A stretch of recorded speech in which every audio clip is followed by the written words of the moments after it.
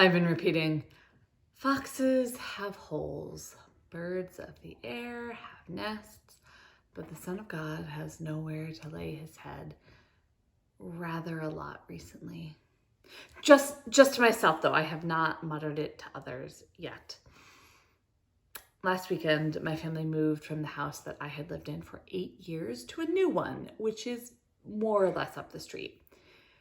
This new house is a better size for a family than the one I had bought for myself. And yet, there are parts of me that are a little bit out of joint with owning a house, with buying a bigger house, with having stuff, and such a significant amount of it at that. I wonder if I'm being an authentic Jesus follower, if he was the one who had nowhere to lay his head and I'm the one buying a bigger house.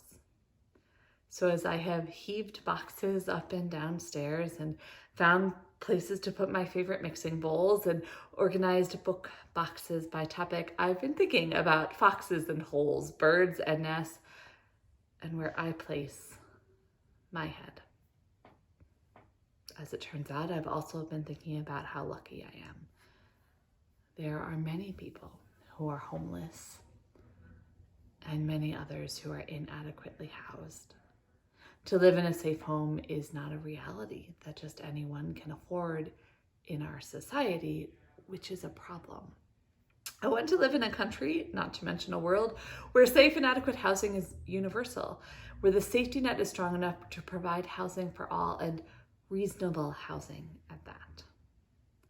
But what about that Jesus guy wandering around with his band of followers, telling would-be disciples that he had nowhere to lay his head? I don't know.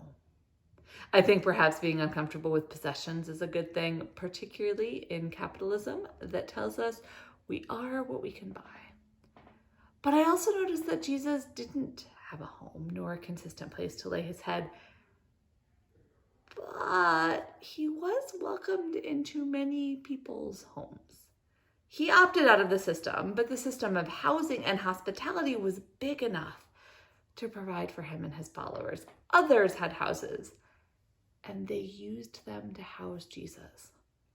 And perhaps that is a responsibility of having spaces, making sure they're being used as needed.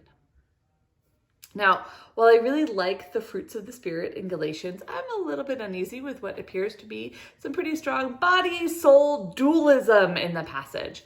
I worry when we assume that bodies are bad and spirits are good, and for a whole lot of reasons. One of them is that both women and people of color get associated with bodies in that breakdown, while white men get to be spirits.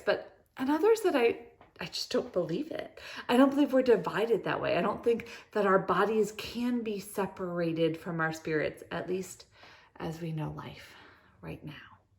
We are whole beings, and to claim that the body is somehow distinct from the mind or the spirit or the emotions misses a whole lot about what it means to be alive.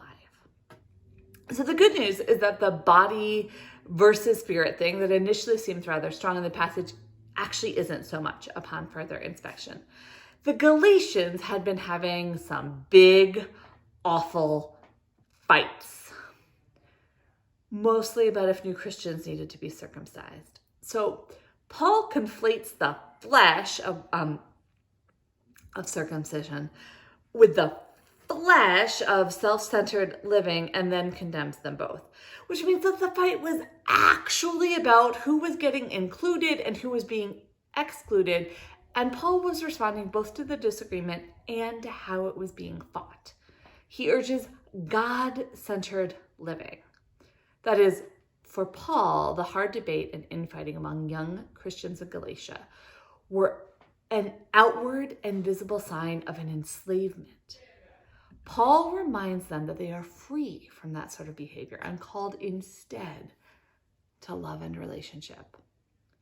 And while at first it might seem, based on the lists, that Paul dismisses desire itself, it's actually more that he suggests that instead of denying desires or submitting to them, the people should focus their desire on what is good, that is, on things of God. Now, of course, communities disagree, right?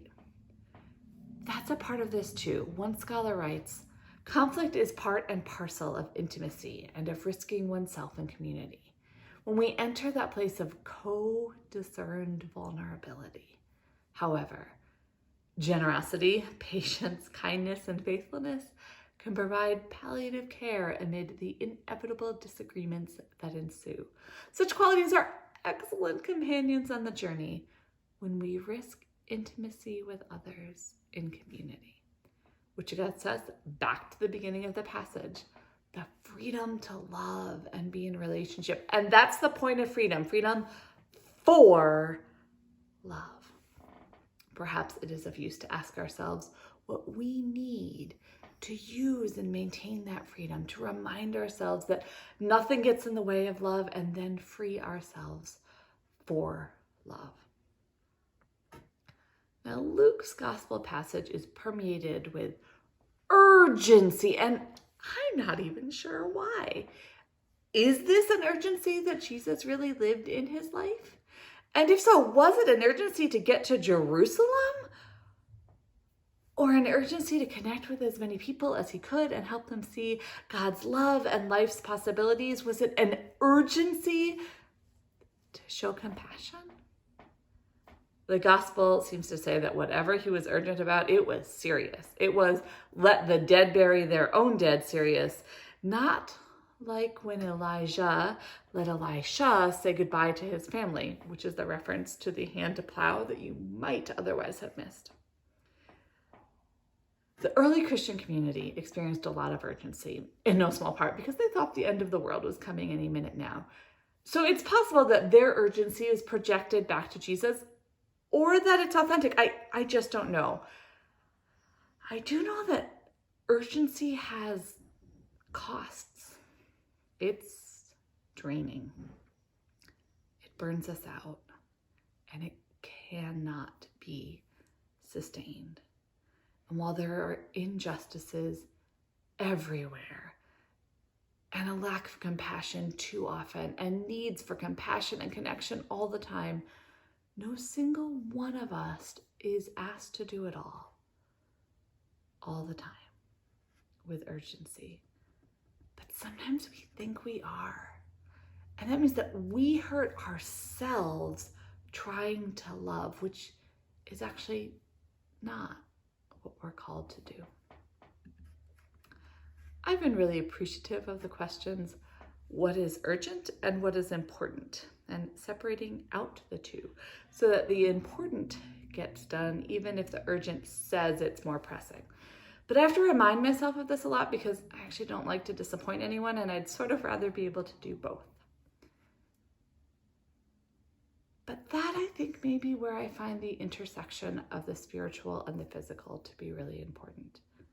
Neither my spirit, which needs rest, nor my body, which needs rest, can press on indefinitely, nor can anyone else's.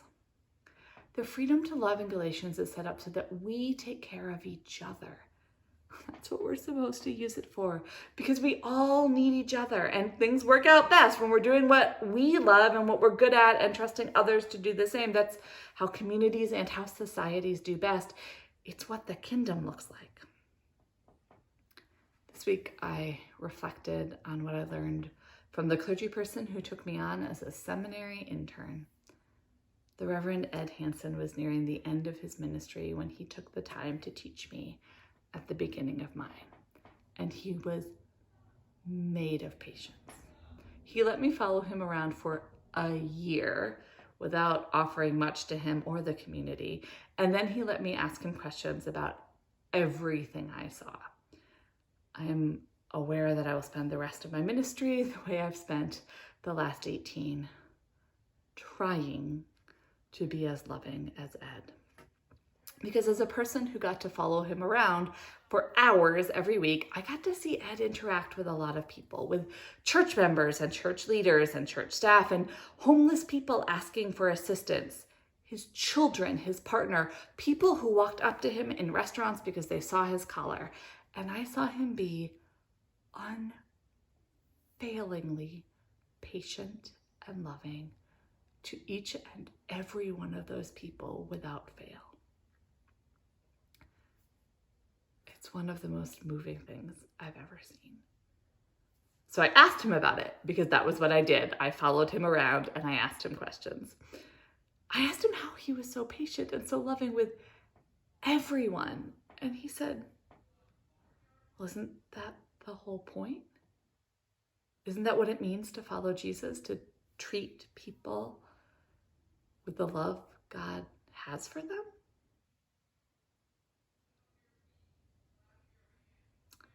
I think it is. And that, dear ones, is where I allow there to be urgency and importance, to try to use my interactions with people as expressions of God's love for them, for their bodies, their souls, their whole beings. And I would suggest to you that this is a good use of a life. May God help us to do it. Amen.